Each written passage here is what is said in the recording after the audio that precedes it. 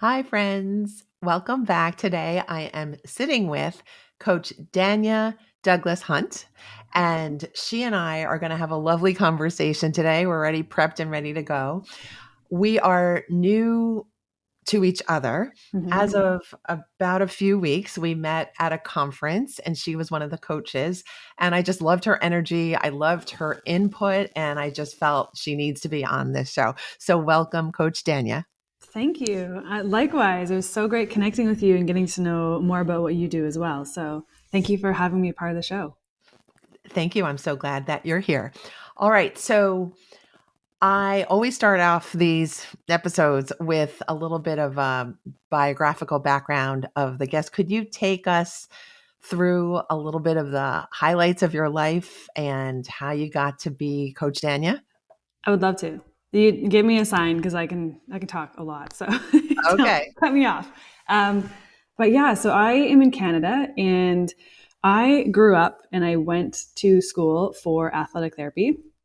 And I landed at the time, which was my dream job, working with Olympic athletes. And was really fortunate to work with the best in the world and travel the world and really get immersed into that high performance culture at a really early point in my career. Um, and then throughout that career, I recognized that there's a need or desire for more autonomy in my life, and also wanting to help even more people. And so I started exploring what online was. And at the time, I didn't really have a good model of it. I saw it as kind of like people who are sketchy or just trying to like get you, like I had no idea, none. And so I started dabbling and learning about online and was like, oh, actually, like a lot of what I teach my athletes, I can take and teach way more people and they can learn in the comfort of their home. So I started to dabble in that and I started to take business courses and attend conferences. And then I signed up for one program, which you're very aware of, Business by Design with James. And I started witnessing the coaching that was going on. And so there was curiosities with myself of when I was working with clients and athletes of giving them something and then them not following through. And I was like, what is that? Like, here's your plan, here's your strategy, rehab, whatever it is. Like, why are you following through? So that was already kind of seeding within me. And then I saw coaching happening in James's program. And I was like, what is this? How are you shifting people's state? How are you shifting perception? Like, I really got curious about mindset. And so, which is interesting because in Olympic athletes, like mindset, it's everything. Like, it's all of this is connected. But my path to the mindset coaching was witnessing it through business experience and then applying to be one of James's coaches and then really being coached through James. I recognized that I actually didn't want to do Olympic sport anymore. And it scared the crap out of me because my whole identity was built up and done, like schooling, education, time, everything was into Olympic sport. And I was like, who am I to be now pivoting? Like, what even is mindset or coaching? Like, didn't even know it was a thing that existed. So through coaching, James helped me understand kind of why certain things in my business weren't taking off like I knew they could. And I saw so many for other people. And it was because I didn't realize it, but subconsciously I was dealing with like a fear or a misalignment of actually what I really wanted to do, which was really focused on coaching. But I was really scared of what people thought of me or if I pivoted or like, who am I to do this? So in short, that's kind of how I got into coaching. If it started in high performance, and so much of it is mind and body connection, and it's never separate. You're always working with the mind and the body and managing the mind around stress and pressure. James actually helped coach me into realizing, oh, I really want to just focus just on coaching, and I love learning about coaching and psychology and subconscious mind. And he helped coach me through my own stuff to open up kind of this. You're doing what you're really good at, but not actually what you want to do anymore. So I think we mentioned in our earlier chat too, what is the book called? The Big Leap, I think. Yes. Have you heard of it? Yeah. Yes. So I had gone through this like massive year of just like inner turmoil of like, who am I? What am I doing? How is this even possible? But that book, I feel like really helps conceptualize what I just had experienced of like, I am really good. Like, you can't work with Olympic athletes unless you're good at what you do. They trust you, like all these things. That was my zone of excellence as what's defined in the book. But my zone of genius and what I really love and energizes me and just like I talk about all day on is coaching the high performing entrepreneur. And the funny thing is A high performing entrepreneur is the exact same as a high performing athlete in terms of mindset, qualities, characteristics. They're the same thing. So it was actually a really natural transition for me. But yeah, I don't know if we want to speak to that, but the journey of like kind of changing my mind or pivoting or shifting my identity to stepping into this new area was hard, but so rewarding. And I'm so happy I did it.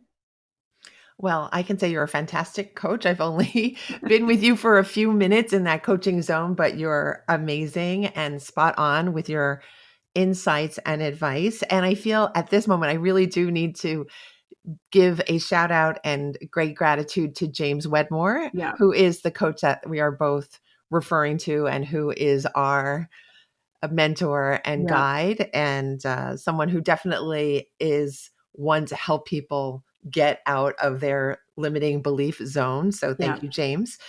Now, thank you for describing your journey. I'm so glad you've landed in the place that you feel is well aligned with you. Yeah. Can I hop back Yes. to the early piece with the Olympic athletes and you just starting your career in that top of the mountain zone? Yeah. What about you might have been a good fit for the high performance zone? Yeah. So I always grew up playing sport and I was always involved in sport. And before I hit like the Olympic level, I was already in the gym or coaching clients or working with athletes, just not at that Olympic level yet. So for me, it was a really natural progression to really want to experience like how do I work with the best and the best? Like besides pro, Olympic athletes are like the best in the world, right? And so for myself, just this natural understanding of what it took to be at that high performing level of an athlete, like through being an athlete myself, but also working with a lot of people before I actually got to that place, is understanding what it takes and the teamwork and the camaraderie. And I mentioned this on a different podcast, but sport taught me so much of who I am. And I don't know if you played sport, Christine, but there's so many qualities that you take from sport, like leadership and communication and teamwork and resiliency and all these qualities that a high performer has and is equipped with. So, and then just my natural drive to want to be the best. Like, how do I work with the best? How do I learn more? For me, I know at that level, like I would be pushed to my limit in terms of like my skill set and my knowledge. And I'd be working with the best type of therapists and nutritionists and psychologists. Like I would be surrounded with greatness and it would just help me evolve even more. So I think also the curiosity and really having no ego either, like just being a sponge and soaking up everything I could to be the best therapist I could be for those athletes. But a big part of it was just is who I am. Like I loved sport. It was a big part of growing up for myself. I love watching it. I love the competition. I love the highs, the lows. So I knew I was going to end up there. I just didn't actually anticipate landing it so soon. And I fought Gotcha. for it. It's not like I just like, hey, but yeah, I think it was just always on my path, naturally going into like therapy and strength and conditioning. So Gotcha. So I will answer that I am not a natural athlete. I love to dance, so I will fit that in whenever fun. I can. But I definitely encourage physical movement to Yeah. anyone who will listen to me. And I want to follow up my first question with the second question, which was, Mhm. did you have difficulties with self-limiting beliefs when you were in that zone with Oh the yeah. Olympic athletes? And could you tell us what they sounded like and how you coped Yep. with them if you did? Oh, for sure I did. Yeah, like the imposter syndrome of like, who am I? So I don't know if people can see, but like there's I've had to deal with a lot of like stigma of how young I look or my looks. And high performance, especially in that area, is very male dominated and very masculine energy. So I definitely had to learn how to adapt, not be fake, but just adapt. Like I'm stepping into a very high pressure, high intense situation. And I knew I could handle it because when you go through school, you work with teams. So it's not like you're just like dropped out of thin air. Like you're in sport environments. And I knew as an athlete before, like I understand the environment quite well. However, there for sure was a ton of who am I to be doing this? And there was so many times too, like on the pool decks, I worked with Swimming Canada. People would come up to me and like, okay, like where's your head therapist, or who can I speak to about this? And I'm like, you're looking at her, like there's the looks you would get. So I had to work a lot on myself around my confidence and just trust in the work and the training that I did.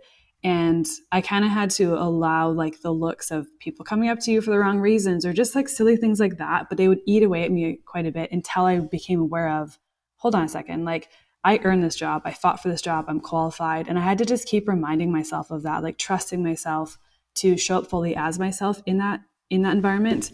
Um, but and that also perks the interest of like imposter syndrome and the self-doubt and limiting beliefs, because if you allow those to just run loose, it could have completely pivoted my career. Like I wouldn't have showed up as confidently, or I wouldn't have showed up as with as much gusto or standing on my own for very high pressure situations where you have to make quick decisions. And it's like, you're not dealing with like people's just average careers. Like this is someone's career, make it or break it kind of thing. So there was a lot of that I had to deal with and be comfortable with. And like, yes, I'm a woman. Yes, I look like I'm 12. Yes, I'm beautiful, but I'm also really smart and I can help you.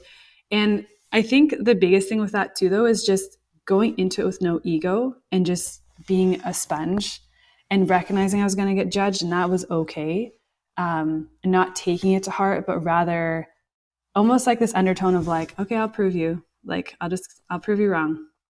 You'll see how I help your athlete. You'll see how I work with your team. Like it's kind of that undertone that I started getting a chip on my shoulder of like, yep, no problem. Judge me all you want. Like I will prove you wrong. So, but it had to take me challenging those thoughts.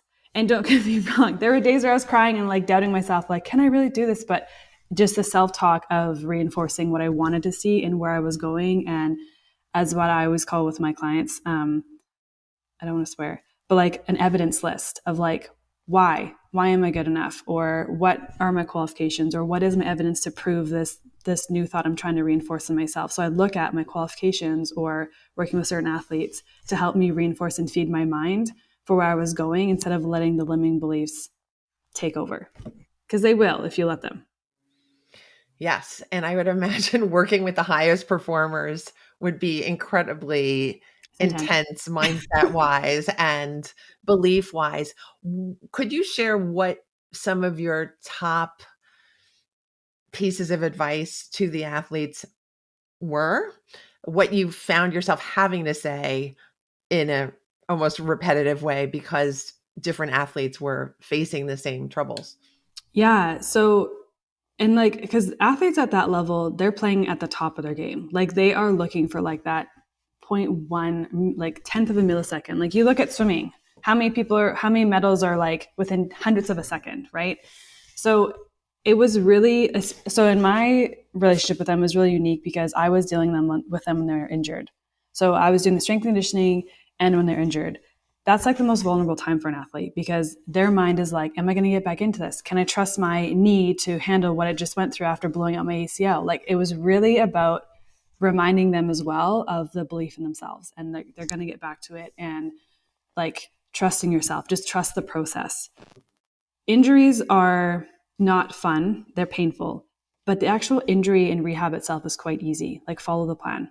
You trust someone's going to give you a plan, go through with it, we'll tweak it, we'll pivot it, we'll make sure we're like managing every other piece just besides the injury as well. And so really helping build that rapport with that athlete to help trust you that we got the plan. And then the other biggest side of it, Christine, was managing the mind around it, like trusting themselves to get back into the field, back into the pool after coming back from injury, trusting that they're going to recover in time, or we're going to do everything we can to help you get back in time for that Olympic qualifier. So it was always just helping them manage their mind of, again, directing where do they want, where can we place our attention, what are we working towards, what is going well, and really focusing on helping install that self-belief in themselves. They have a massive amount of self-belief, but it's, I think with anything you've probably experienced yourself too, when someone else believes in you too, it almost gives you like this like extra like gumph, or I don't know if that's a word, but when you have your coach backing you saying, yes, I believe in you, you got this, you can do this, that goes such a long way in anything. And especially in those high pressure situations or when you're coming back from injury, having other people in that environment surround you to help feed you to where you're going of, you got this, like the self-belief, that was a huge component of it. Okay. What is your thought about self-belief being something that we have to return to? That's where my mind is going now, that it Yeah. sometimes feels so unnatural to Mm-hmm. say, I've got this, let's let it flow, we're letting it ride, that kind of a Yeah. thing. What are your thoughts about that? Oh, and I think, especially with your background too, like feel free to cut me off because you probably know a lot more of this, but our brains are naturally wired for threats, right? Like our brains are naturally wired to have a negative bias and look for the threats and look for what's wrong all the time. And our brains don't like change and our brains don't like growth. They're not wired for that. And so when you can start to understand a little bit about how the brain works, you recognize the importance of actually like, oh, okay, knowing that it's actually looking for that all the time, not because you're a bad person, not because you're not good enough, not because you can't do it, none of that. It's just looking to help you survive and looking out for threats. And if something comes up that's going to remind you of something you experienced when you're younger that was really painful, it's going to do everything it can to avoid that. Or if it's sensing like, oh, I don't know what's up ahead, that could be dangerous, I can't predict that, it's going to try and self-sabotage you, not because you're not good enough. So the feeding of self-belief, the feeding and reminding yourself to counteract that negative bias that's naturally going on in the brain is so important. Like a daily thing to remind yourself of who you are and where you're going. Because it's like what I call them, the invisible dragons. They're not there because they don't like you. They're just trying to keep you comfortable and safe into what you know. But any high performing entrepreneur, any high performing athlete, you are pushing yourselves to next levels of growth all the time, having different conversations, putting yourself in situations that you might not know if you can handle or not. And if you don't get your mind on board by feeding it with that self belief of like, where are you going? What can you control? Right? The negative bias of the brain, the looking out for threats, will naturally just take over. So it's a huge component of it. I don't have to interrupt you. That's perfect. Okay. Okay. And a perfect explanation, really, of why self belief really needs to be maintained Yes. on a daily basis, very Yeah. consciously. Yeah. And a part of us is in flow, I think, naturally and very beautifully and magically. But we really have to support it because there's so many different stress threats Yes. in daily life and even from our brain's functioning Totally. that we really need to kind of make sure we're constantly in touch with that piece of self-belief in a Yeah. positive way. Yeah. And I think for me too, like I get angry, actually more, I would say passionate about teaching this stuff because I don't know about you, but we're not taught really about the mind at all. Like, and when I learned that the brain is more wired for like, it would rather be in pain and comfortable and know what it's dealing with than growing and uncomfortable. And it's like, oh, and you then realize like every goal you have is different and change and difference to the brain is a threat. Not because, again, not because it's nothing to do with you, but it's just change. The brain can't predict it. But then also recognizing that everything you want is outside of your comfort zone. So it's going to be this natural indication of like, oh, I should expect these invisible dragons or expect the negative chatter coming up because my brain can't sense what's going to happen. And it's just trying to keep me safe and comfortable. It's wild though. Like, okay, so my brain's not wired for happiness and growth. It's wired for safety and survival. When we look back in the filter of everything we've gone through in our life, it makes sense of, oh, this is why I thought that or I may have done that. Again, it's nothing to do with you, but rather how your brain is wired to just try and keep you safe all the time. And consciously we can know like, what, how is this isn't safe or this isn't like comfortable. Like we can consciously know that, but subconsciously our brains might not understand that. And they might just see it as you've done this thing the same way all the time.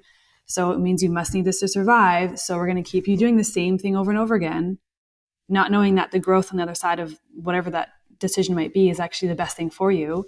If you don't know how to manage that mind, it really can stop people from making an Olympic qualifying team or going out and there getting a new job or signing a new client or pivoting your career.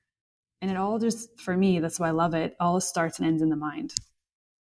Yes. All right. Thank you for that explanation. Now, let's talk about that point for you of deciding to pivot Mm-hmm.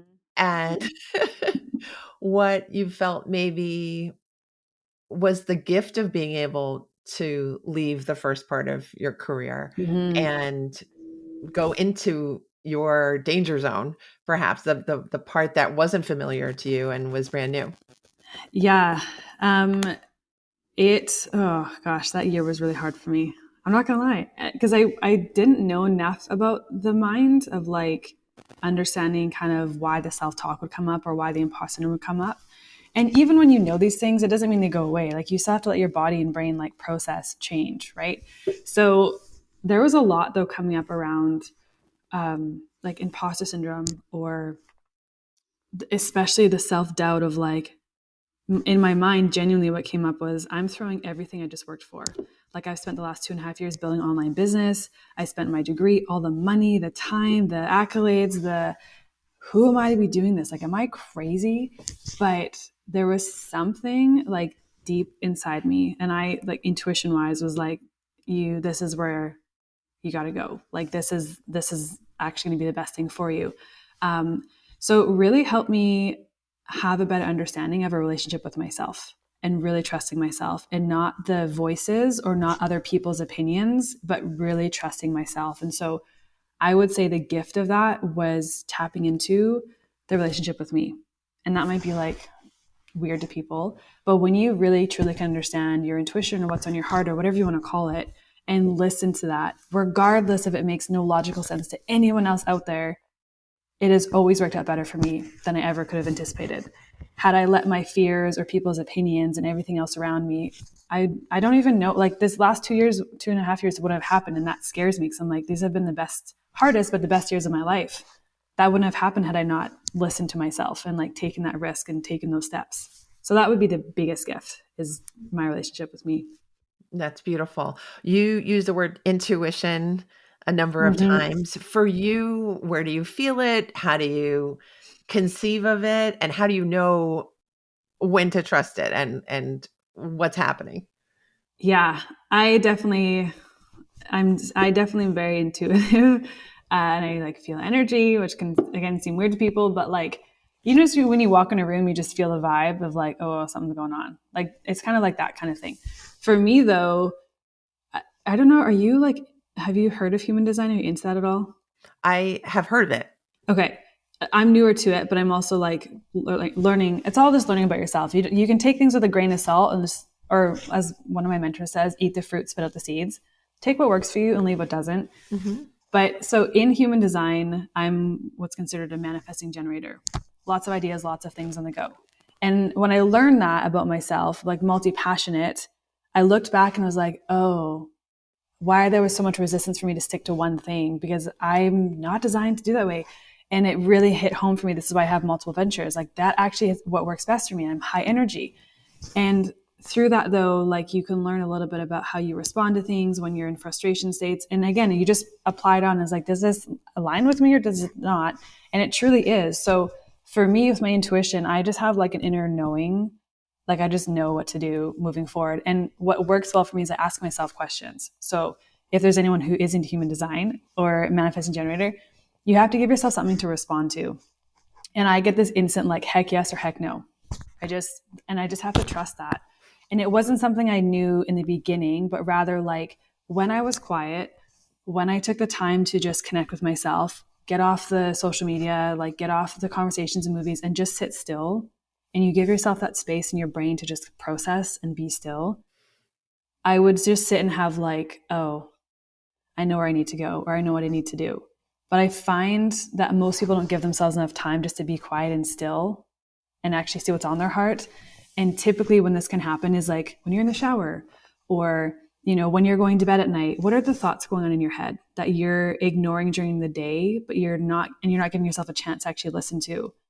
And so whether people call that intuition or not, for me it's like an internal feeling. Like, I feel it in my heart and my kind of stomach area, and I can ask myself questions to help me get more clarity of, yep, I'm doing that, or no, I'm not. And even though it can make no logical sense from my mind, and there's people like, what are you doing? You're moving, you're doing this. It's like, yep, I've learned to build that muscle and trust myself to listen to it even louder, and give myself the time in the day to just be quiet and listen. That's kind of how I talk about it, I suppose. Okay, love it. And it seems to be truly you. Absolutely. I love Mhm. how you related your high energy part of your person and Yeah, how that makes sense for how you like to do things. I think that makes a totally. lot of sense. I don't know much about human design, but that makes a lot of sense. Yeah. So, we were talking before we pressed record about the connection between mind and body and how Mhm. that is more recently getting more airtime. But Yep. how maybe your experiences, your Mhm. experience with sport, your experience as a coach, what you bring to that conversation. How do you see So what fun. the average person is just maybe ignoring or not seeing in the connection between the mind and the body? Yeah, this could be like a 10-hour conversation. But to keep it short, like your body's always communicating with you all the time. Like you think about it, and you get hungry, what do you notice? Like your body, maybe you feel your stomach grumbling, or like you're tired and your body's like, oh, maybe I need to rest. Or like in the injury space where I was before, everyone, before they get injured, unless it's a freak accident, everyone knows like, oh, I've got a wiggle in my knee, but then you ignore it. And then that wiggle becomes more and more and more and more. So the body and mind are always connecting and communicating to each other. And it kind of gives this twofold of, do you actually give yourself a chance to listen to what your body is trying to tell you and communicate to you? Like, and do you listen when it's a whisper versus when it becomes a loud scream of like, now it's a full on injury versus, or a full on panic attack? With our emotions too, like our emotions and our triggers of what makes us angry or upset are actually the best indicators. Like they're beautiful mirrors for you to be like, oh, where is this? Why am I feeling this way? Or why am I choosing to feel angry or have anxiety? Like, what is my body's physiology trying to tell me? Either where my subconscious attention might be, a thought, a limiting belief, a fear coming up that I'm ignoring, but I'm just letting my body run on anxiety and fight or flight all the time. Or what do I maybe need to heal or look into within myself? So the mind and body connection is endless, and it's incredible to really tap into it if you give yourself a chance to listen to the mind but also listen to the body, because they're always trying to communicate to you something. But most of us don't take the time to actually listen to it, right? Or we listen to it and we just ignore it, and then eventually potentially becomes like a sickness or an injury that we aren't listening to. So in terms of that side of things with coaching, a big part of what I do, and I'd love to hear your thoughts on this too, but like emotions and triggers for people are really uncomfortable. And really people don't tend to like to feel their emotions, but I'm actually like, oh, this is a really good sign. Like when we feel uncomfortable, when we feel the fear, when we feel the anxiety, it's like almost like I describe it as, when you're driving your car and you have the gas light pop up, it's just an indicator. There's an indicator and there's something that you need to pay attention to, Mm-hmm. right? Put Yep. gas in your car. Okay, if you don't do that, what's going to happen? Your car's going to run out of gas. So same thing with our physical symptoms in our body, or same thing with our emotions and our thoughts. They're indicators of where our attention is or what kind of needs some work or healing or releasing in order to move forward. So we could go down so many rabbit holes here. Does that answer it in a way, or do you want to go deeper in one of those areas? I think you gave lots of different educational pieces in there. Okay, And I good. love that things that we might pass off as irritating things about our body or pain are actually messages that Mm-hmm. are so wonderful and beautiful and Yeah. important to pay attention to. So thank you for that. Let's see. Could we talk now about your love for entrepreneurs and Mm-hmm.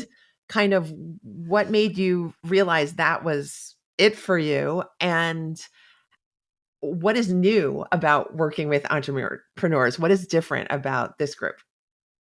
Yes. So being an entrepreneur myself, I think this kind of goes back to like, I just know what it's like to be an entrepreneur. You're in the game, you're playing the same game, you're speaking the same language.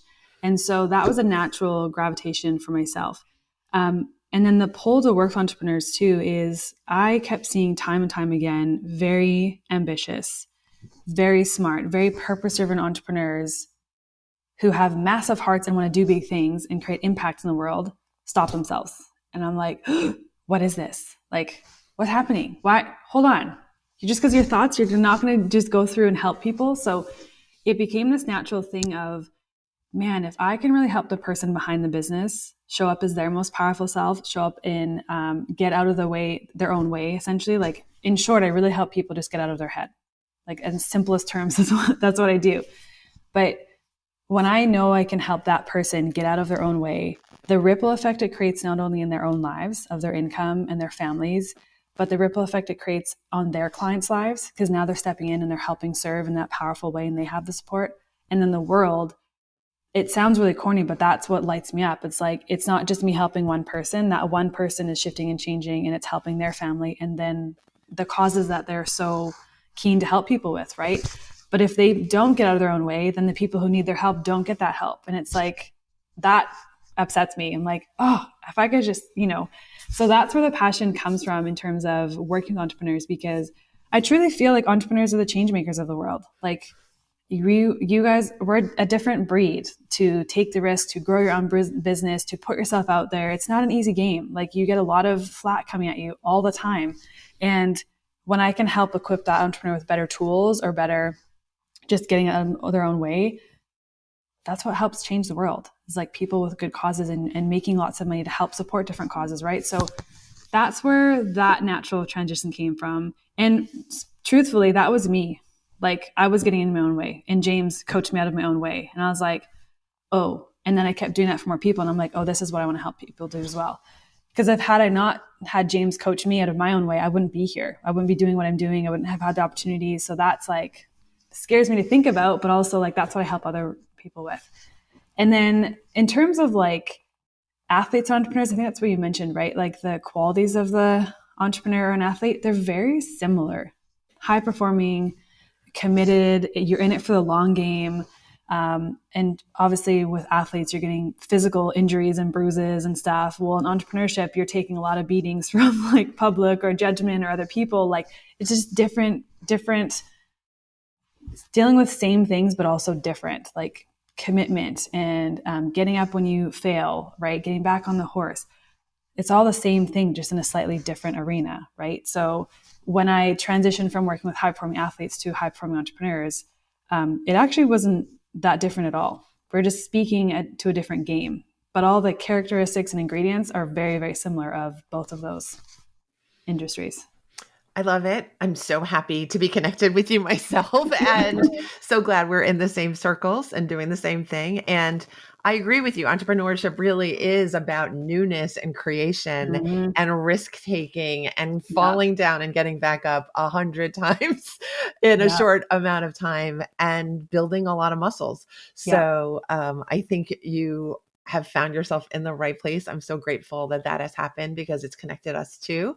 Yes. And maybe just one last question, Mm-hmm. and that would be for our audience. What one favorite tip do you have for countering the part of you that wants to get in your own way?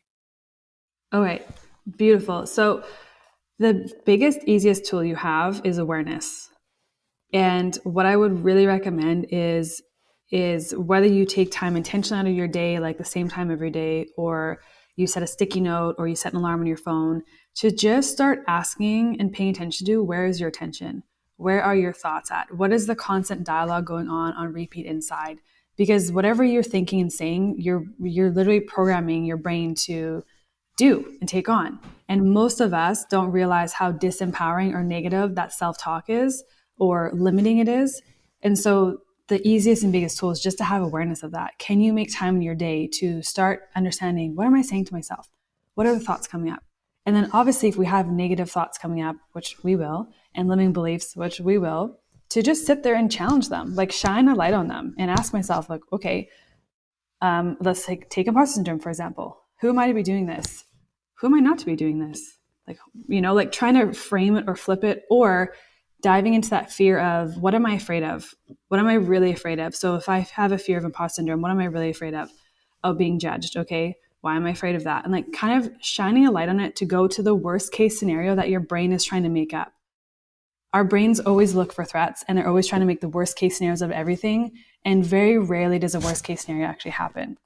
But we don't know that. And so the first step to even creating that, shining a light on that dragon, is just first getting awareness of what's going on in your head all the time. Write it down. And then start to challenge those thoughts that do come up, and ask yourself, what's the worst case scenario? What am I really afraid of? And you'll start to see and shift, like, oh, has it ever happened before? No. Like, for example, Christine, with entrepreneurship, fear of failure, right? That usually links to like being homeless. Like, you keep going down the rabbit hole, and it's like, you're scared you're going to lose your house and be homeless. And then you ask yourself, okay, will that really happen? No, I've got friends and support, and I can always ask for help, and like, I've always figured it out. Here's all my evidence for it. But until we actually shine a light on the awareness that we have and really see it for what it is, we can't start shifting or reframing it. But it first starts with awareness. So that's my biggest tip. I love it. You also mentioned making time for success, which is the name of this podcast. And so Yay! we're always taught to put our time outside of ourselves, elsewhere. Mm-hmm. And really, some of the most important time we can spend is the time we have with ourselves, with reflection, Yes. checking in with the intuition and the gut, seeing what the feelings are telling us, and Yeah, designing what we want next. totally. Yeah. And every high performer in any area values and understands the importance of rest or making time for that white space, because that actually is the work. But most of us don't give ourselves a chance to actually do it.